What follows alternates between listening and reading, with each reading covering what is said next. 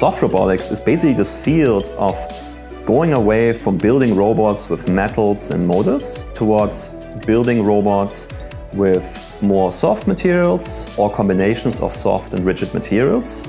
to use them to our advantage of being more compliant, more adaptive to our unstructured world.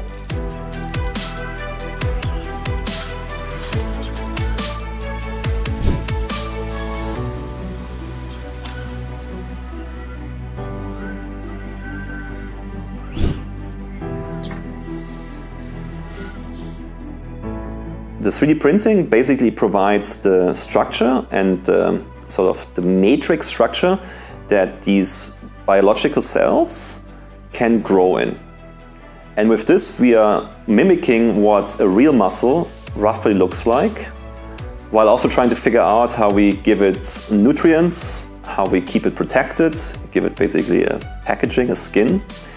And what's nice about this field of biohybrid robotics is that we can actually combine